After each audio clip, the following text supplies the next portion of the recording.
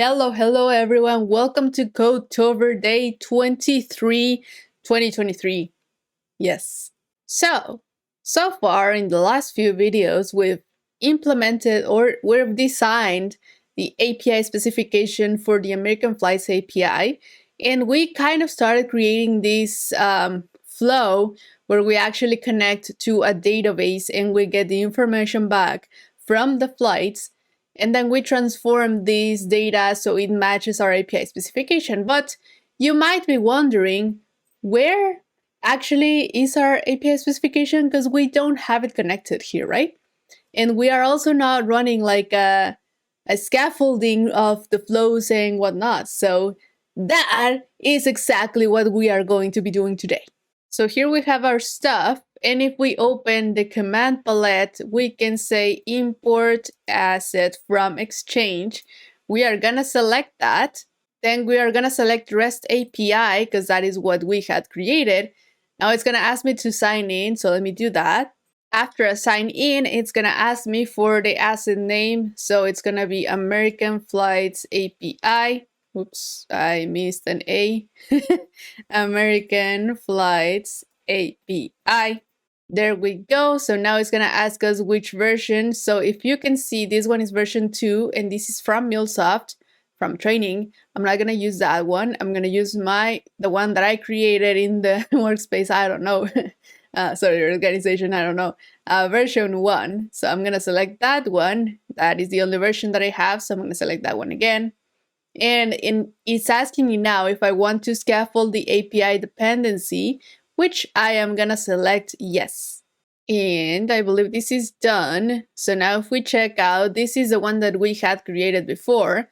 And the American Flights API is the one that was just created. So if we go into it, we will see, just as we have seen in previous videos, that we have the HTTP listener, the router, and then we have a bunch of on error propagate because it's all of the error handling that gets created automatically. Then we also have the three methods, the get flights ID, and the post flights that we had created in our API specification. So now, to make things a little bit easier to understand, let me rename the American Flights API, rename. And I'm gonna call this interface.xml.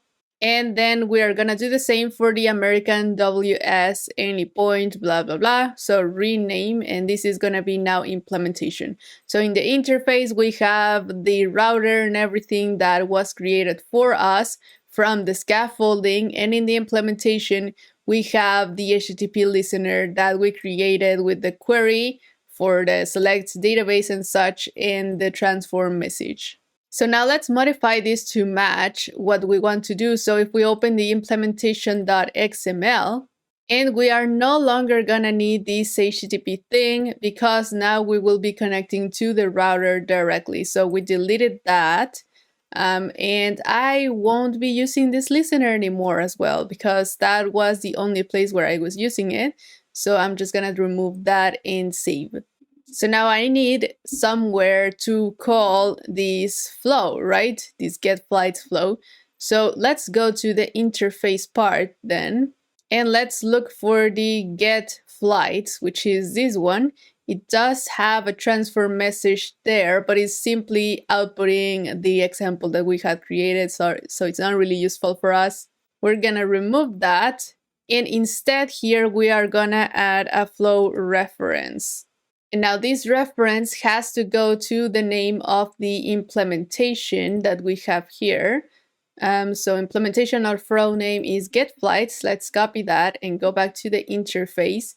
So now this flow ref is gonna be for get flights. Let me format this document really quick. There we go. Let me also add a doc name. There we go. And this is gonna be called get flights ref, just so we know what we are doing here. There we go. I had to select it from here. I was not looking at that. Anyway, here we have it. After that, I'm also gonna add a logger just so we know that we are here. And the message is going to be this. I'm just gonna copy and paste the name of the flow. Anyway, we can remove this thing and then format document again. Perfect. There we have it. So now we have the get flights and the logger. So let's see if this works. Let's run it. And let's get ready our request. We will need a new request.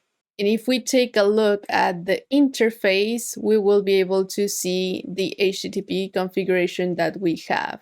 Whoops, hold on. I think I deleted the other thing by mistake.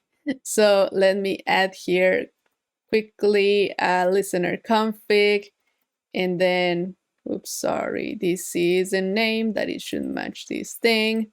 And then we said that we had the configuration, now it's 00 and port 8081, perfect. Save, format document, save, and now let's run this again. Anyway, so now we know that we are connecting to localhost 8081. So now in our new request, we can do localhost 8081.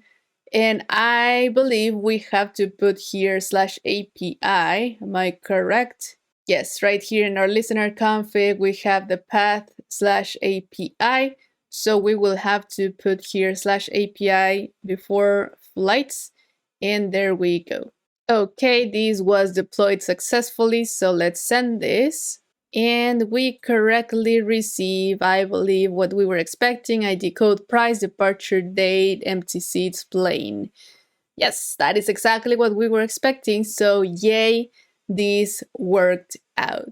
So that is all for day 23 of Codetober. I will see you tomorrow for day 24 so we can learn how to debug this beautiful thing. And because so far we've only been running it, right? We haven't been, sorry, debugging it. So let's stay tuned and let's debug this thing before we deploy it to Cloud Hub. All right, that is all for this video. I will see you tomorrow then. Bye.